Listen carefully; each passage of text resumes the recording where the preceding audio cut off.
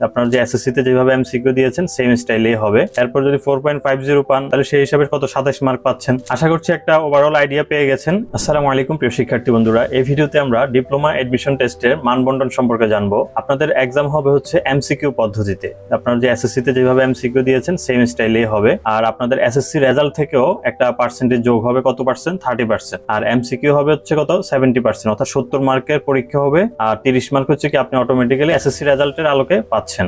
এখন আমরা 30 মার্কটা কিভাবে ক্যালকুলেশন করব সেটা দেখাবো। এখানে দেখুন লেখা আছে যে প্রতিটা পয়েন্টের জন্য আপনি কত পাচ্ছেন? 6 নাম্বার করে পাচ্ছেন, অর্থাৎ জিপিএ 5 হচ্ছে সর্বোচ্চ এসএসসি তে, তাই না?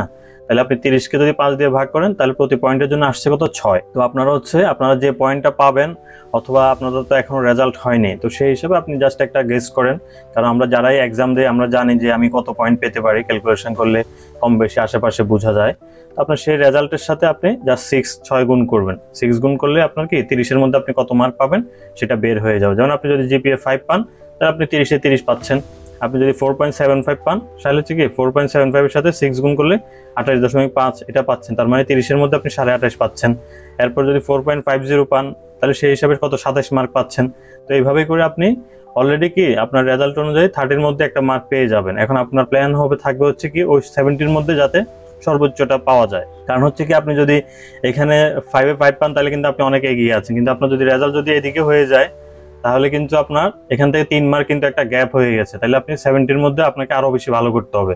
কারণ এডমিশন টেস্টে কিন্তু 1 মার্ক অনেক ইম্পর্টেন্ট, এখানে আধা মার্কের জন্য কিন্তু চান্স পায় না। তো দেখি আমরা কোন সাবজেক্টে কত মার্ক। যেমন আপনাদের গণিত এসএসসি সিলেবাস থেকে সবকিছু আসবে। গণিতে আছে কত 15, তারপর কেমিস্ট্রি বা রসায়ন হচ্ছে কত 15, এরপর পদার্থবিজ্ঞানে 15, ইংরেজিতে হচ্ছে 10, বাংলাতে 10, সাধারণ জ্ঞান থেকে 5। তো এখান থেকে টোটাল হচ্ছে কি 70 মার্কের আপনারা এক্সাম দিবেন হচ্ছে কি এমসিকিউ সিস্টেমে। তো আপনারা এসএসসি তে যা যা পড়েছেন ওই সিলেবাসে আবার একটু রিভিশন দিবেন।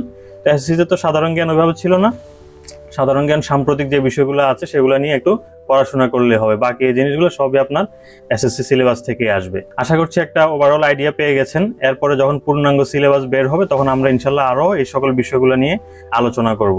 এডুসিটিতে ইনশাল্লাহ আমরা এই সকল সাবজেক্টগুলোর উপরে কোর্স নিয়ে আসার চেষ্টা করব। তো আশা করছি আপনারা এই ভর্তির জার্নিতে এডুসিটির সাথেই থাকবেন। ইনশাল্লাহ পরবর্তী ভিডিওতে আবার দেখা হচ্ছে। সে পর্যন্ত সবাই ভালো থাকবেন। আল্লাহ হাফেজ।